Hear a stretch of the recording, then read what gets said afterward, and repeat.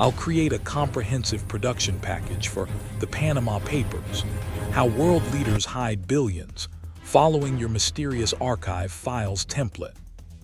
11.5 million files, 214,000 offshore companies. One law firm in Panama just exposed how the world's most powerful people hide their money. What journalists found in these documents would topple governments.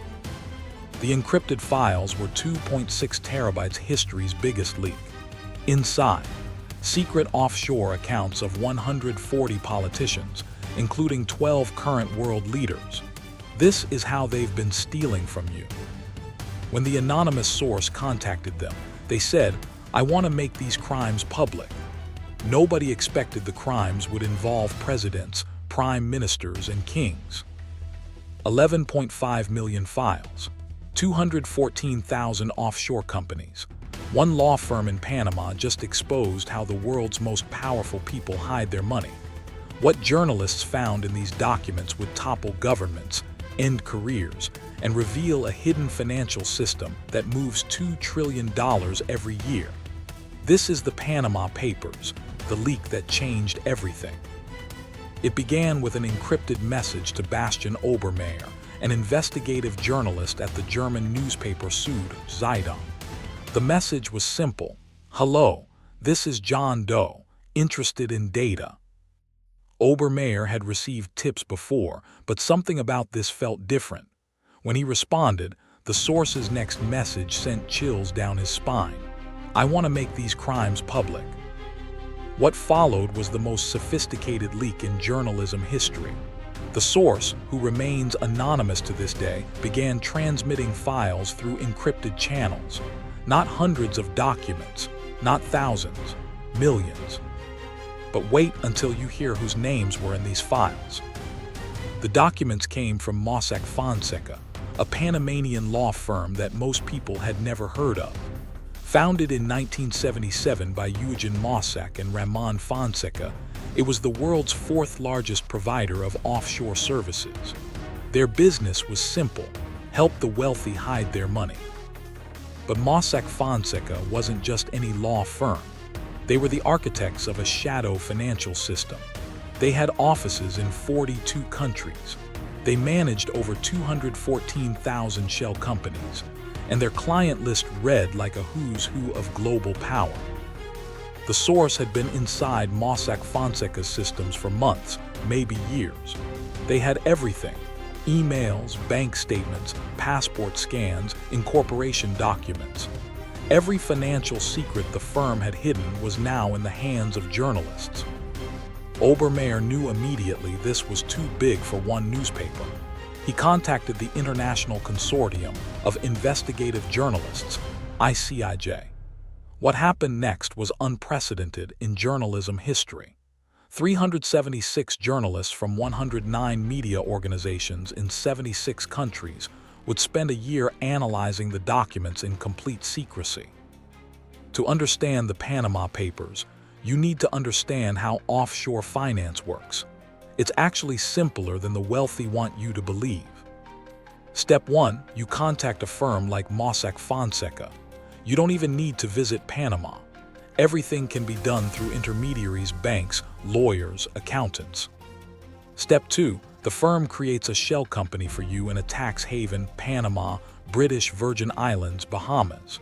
These companies exist only on paper. They have no employees, no offices, no actual business. Step 3, you transfer your money to this shell company. Now, technically, you don't own that money anymore. The company does. And in many jurisdictions, company ownership can be completely anonymous. Step 4, your shell company can open bank accounts, buy property, make investments, all without your name appearing anywhere. The money has effectively disappeared. Here's where it gets really dirty. Mossack Fonseca didn't just create shell companies. They provided a full service. Need someone to pretend to be the company's director. They had lists of nominees, people who would put their names on documents for a fee. Need to backdate documents to avoid taxes. They did that too. One email showed them backdating contracts by 15 years. The firm's internal emails leaked in the papers were damning. In one exchange, a partner wrote, "95% of our work consists in selling vehicles to avoid taxes." In another, they discussed how to help a client avoid sanctions. "We're not breaking the law, we're lawyers. We know how to work around it." But the most shocking revelation was the scale. This wasn't about a few bad actors. The documents revealed an entire parallel financial system. Conservative estimates suggest $7.6 trillion sits in offshore accounts. That's 8% of the world's total wealth. On April 3, 2016, the first stories broke simultaneously around the world. The coordination was perfect, years of secret work culminating in a single moment of global revelation. The biggest name was Vladimir Putin. While his name didn't appear directly in the files, his inner circle did. His best friend, cellist Sergei Roldugin, allegedly controlled a network of offshore companies worth $2 billion.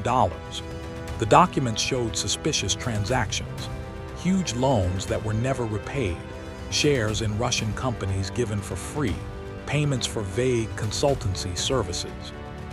But Putin was just the beginning. Iceland's Prime Minister Sigmundur Davíð Gunnlaugsson and his wife had owned an offshore company called Wintris. While Iceland's banks were collapsing in 2008 and citizens were suffering, Gunnlaugsson had millions hidden offshore. Even worse, as Prime Minister, he'd been involved in negotiations with the bank's creditors, the same creditors his offshore company had claims against. It was a massive conflict of interest he'd never disclosed. Pakistan's Prime Minister Nawaz Sharif, his children, and his siblings owned luxury properties in London through offshore companies. The documents showed they'd been using these structures since the 1990s. His daughter Mariam owned companies that held $13.8 million in UK property, despite having no declared source of income. Ukraine's President Petro Poroshenko had promised to sell his chocolate business when elected. The Panama Papers showed that instead, he'd moved it offshore. While Ukrainian soldiers were dying fighting Russian-backed separatists, their president was restructuring his candy empire to avoid taxes. The list went on. King Salman of Saudi Arabia, presidents of Argentina and the UAE, prime ministers of Georgia and Iraq, the family of China's President Xi Jinping, close associates of Syrian President Bashar al-Assad. Each revelation was a bombshell in its respective country, but the journalists had saved some of the most damaging revelations for last. One of the most shocking revelations from the Panama Papers was the role of British overseas territories. Over half of the 214,000 shell companies were registered in the British Virgin Islands, combined with other British territories and Crown dependencies, Bahamas, Cayman Islands. Jersey, the UK, was at the heart of the offshore system. British Prime Minister David Cameron found himself in an especially awkward position. His late father, Ian Cameron, had been a Mossack Fonseca client. Blairmore Holdings, the fund his father managed, was based in the Bahamas and had never paid UK tax in 30 years. Then came the admission that shocked Britain. After days of evasive statements, Cameron finally admitted he'd owned shares in his father's offshore fund, which he sold for £31,500 just before becoming Prime Minister. Suddenly, the man who'd promised to crack down on tax avoidance was revealed to have profited from it himself. The British connection went deeper. Many of the law firms and banks that worked with Mossack Fonseca were based in London. The City of London, Britain's financial district, was essentially the onshore hub of the offshore system. British lawyers wrote the laws that made tax havens possible. British accountants designed the structures. British banks moved the money. One document showed how a British banker helped a Mexican businessman hide $100 million. Another revealed how a London law firm helped Russian oligarchs move billions out of their country. The Panama Papers didn't just expose a Panamanian problem. They exposed how the global financial system was designed to help the wealthy avoid taxes. While politicians grabbed headlines, the Panama Papers revealed something even more sinister: how criminals and terrorists used the same system to launder money. The files contained numerous references to the 'Ndrangheta, Italy's most powerful mafia organization. They'd used Mossack Fonseca companies to launder drug money through real estate deals. One scheme involved buying and selling the same properties multiple times through different shell companies, each transaction cleaning the money a little more. But here's what really shows how deep the rot goes. Banks were supposed to be the gatekeepers. They had know-your-customer rules, anti-money laundering procedures. The Panama Papers showed these were a joke. Major banks HSBC, Credit Suisse, UBS, had helped set up thousands of offshore companies through Mossack Fonseca. In one case, HSBC's Swiss branch had set up accounts for Mossack Fonseca clients even after those clients had been publicly linked to corruption and arms trafficking. The bank's response when caught: they claimed they'd improved their procedures since then. The documents revealed how Mossack Fonseca actively helped clients evade bank scrutiny. They provided letters of reference vouching for criminals. They created complex ownership structures specifically designed to confuse investigators. In one email, a Mossack Fonseca employee wrote about a bank's request for information. "The bank is asking too many questions. Let's give them some bullshit and see if they go away." The Panama Papers revealed the creative lengths people went to hide their wealth. It wasn't just about shell companies. It was about creating entire fictional worlds. Take the case of art dealing. The papers showed how valuable artworks were bought and sold through offshore companies, making it impossible to track who really owned what. A Modigliani painting worth $25 million could change hands 5 times through shell companies, and no one would know who the real buyer or seller was. The schemes they uncovered were mind-blowing. One European businessman had 37 companies across 7 jurisdictions, all controlled through a charity in Panama. On paper, he'd given all his wealth to charity. In reality, he controlled every cent through a secret agreement Mossack Fonseca kept in their files. Real estate was another favorite. The documents showed luxury properties from London to New York owned by shell companies. A $30 million mansion in Malibu, a £25 million townhouse in Belgravia, entire apartment buildings in Manhattan, all owned by companies registered to P.O. boxes in Caribbean islands. The firm even offered shelf companies, pre-registered entities that had been sitting dormant for years. Why? Because an older company looked more legitimate. They kept hundreds of these companies ready to go, like suits hanging in a closet, waiting for someone who needed to hide money fast. But perhaps the most cynical scheme involved charities and foundations. The papers revealed how offshore structures were disguised as charitable organizations.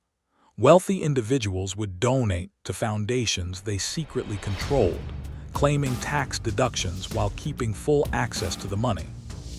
The investigation itself was a marvel of modern journalism. The ICIJ created a virtual newsroom where journalists could search the documents securely. They used advanced encryption and air-gapped computers. Reporters met in person only twice during the year-long investigation, in Washington and Munich. The technical challenge was immense. 2.6 terabytes of data, that's more than the combined size of every document leaked by WikiLeaks up to that point. The team used graph databases and visualization software to map connections between people and companies. What they discovered about their own profession was disturbing. Among the names in the files were journalists themselves. Some had offshore companies for legitimate reasons, foreign correspondents protecting sources, for instance. But others were clearly hiding money or helping others do so. The team had to make hard decisions.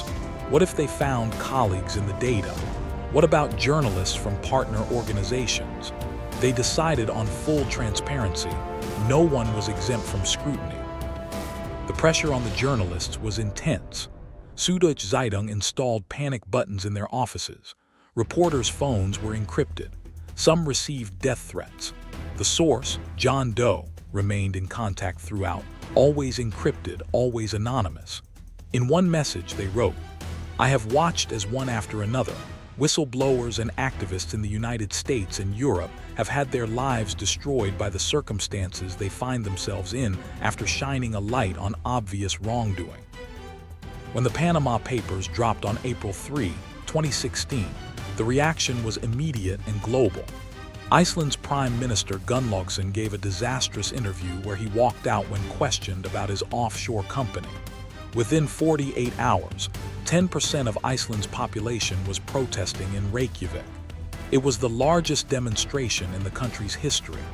Gunnlaugsson resigned within a week. In Pakistan, the Supreme Court formed a special commission to investigate Prime Minister Sharif. The investigation would eventually lead to his disqualification from office and a 10-year prison sentence for corruption. But the most violent reaction came from an unexpected place. In Malta, journalist Daphne Caruana Galizia had used the Panama Papers to expose corruption at the highest levels of government. She revealed how the Prime Minister's Chief of Staff and the Energy Minister had Panama companies that received mysterious payments from Azerbaijan. On October 16, 2017, Caruana Galizia posted her final blog entry. "There are crooks everywhere you look now. The situation is desperate." Half an hour later, a bomb placed under her car seat exploded, killing her instantly. She had been investigating Malta's Golden Passport scheme, which sold EU citizenship to wealthy foreigners, many of whom appeared in the Panama Papers. Her assassination sent shockwaves through the journalism community. The Panama Papers had shown how the powerful hide their money.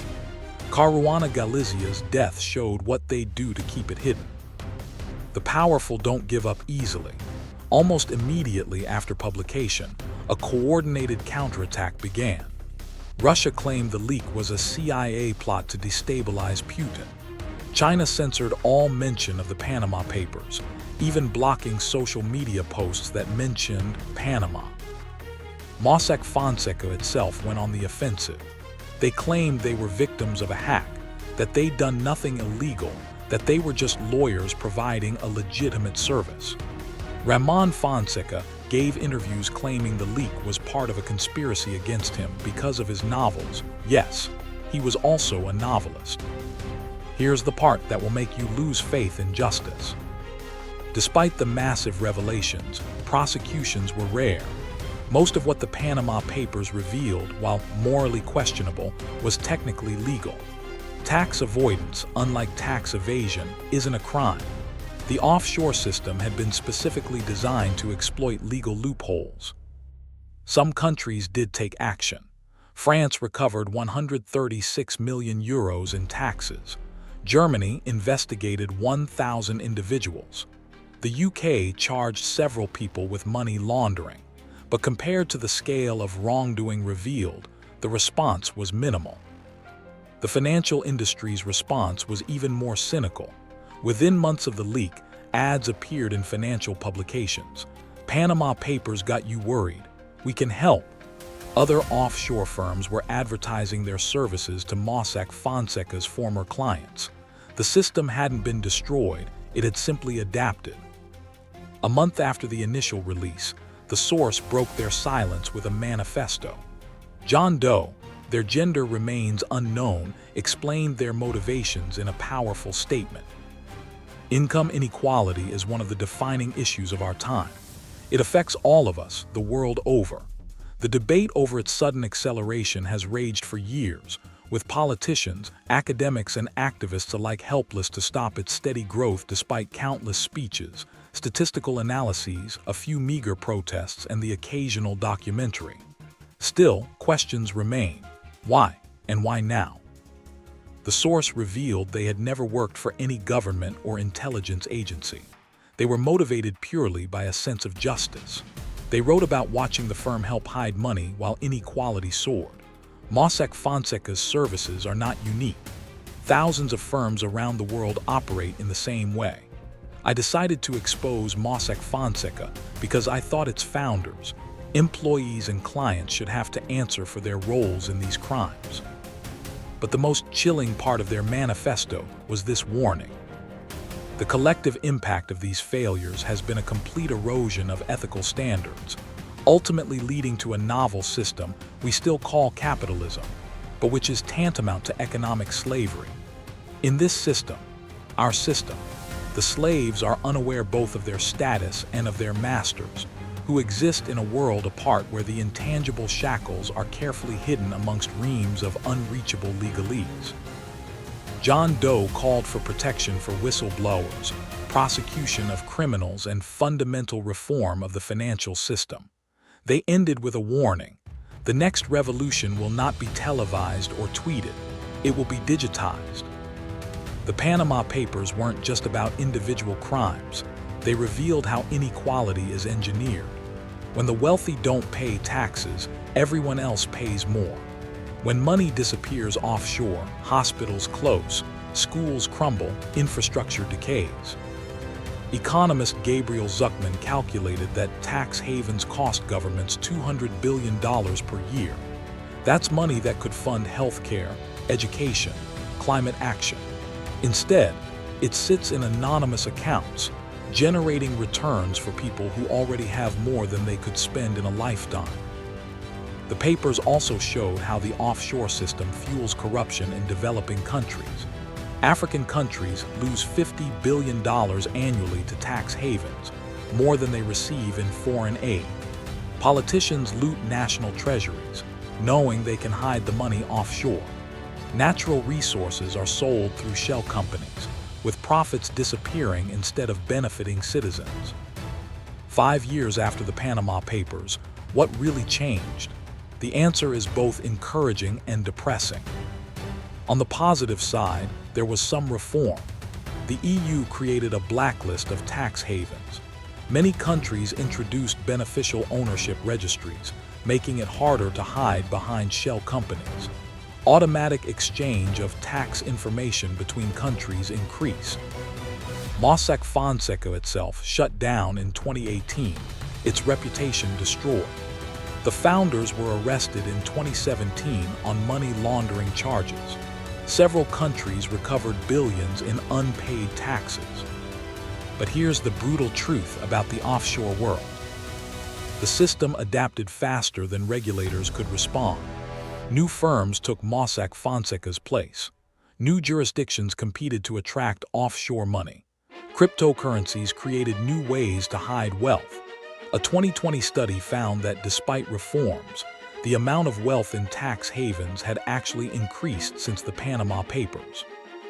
The Pandora Papers, leaked in 2021, proved this definitively. They showed how the offshore system had evolved, becoming more sophisticated and harder to track. Different firms, different methods, same result. The wealthy continuing to game the system while everyone else pays the price. The Panama Papers investigation didn't end with publication. Journalists continue mining the data, finding new stories. Every few months, another revelation emerges, a businessman exposed, a crime syndicate uncovered, a political scandal revealed. In 2019, German prosecutors raided Deutsche Bank based on Panama Papers evidence. In 2020, a Dutch court ordered Shell to pay $1.8 billion in back taxes after Panama Papers revelations. In 2021, the U.S. government used the papers to prosecute several people for tax crimes. But perhaps the most significant ongoing impact is how the Panama Papers changed journalism. The collaborative model pioneered by ICIJ has been used for subsequent investigations. The Paradise Papers, FinCEN Files, Pandora Papers.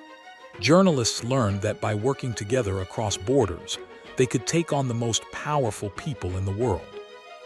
The Panama Papers remain the largest journalism leak in history. 11.5 million documents that exposed a hidden world where different rules apply to the wealthy and powerful. They showed us the architecture of inequality, the blueprints of a system designed to protect wealth from democracy, law, and basic fairness. Today, John Doe remains anonymous, their identity one of the best-kept secrets in journalism.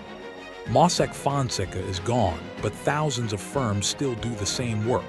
Some politicians fell, but many survived. The offshore system endured, evolved, and continues to thrive. The most profound lesson from the Panama Papers isn't about the crimes exposed. It's about the crimes that remain hidden. For every Mossack Fonseca, there are dozens of firms whose documents haven't leaked. For every scandal revealed, countless others stay buried in encrypted files and anonymous accounts. As I write this, $7.6 trillion still sits in offshore accounts. That number grows every day. The Panama Papers showed us the disease, but we haven't found the cure. The question isn't whether there will be another leak like the Panama Papers, it's when, and whether we'll finally do something about it. The source, John Doe, ended their manifesto with these words: "I have given this data to you in the hopes that it will foster a new era of journalism and a new era of governance. I have done my part. The rest is up to you." 5 years later, that challenge remains. The file is still open. The crimes continue. The system endures. And somewhere out there, perhaps another John Doe is watching, waiting, preparing to show us what we still don't know about how the powerful steal from the rest of us. Until that day comes, the Panama Papers stand as both a monument to investigative journalism and a tombstone for economic justice, marking not what we've achieved, but what we've failed to change.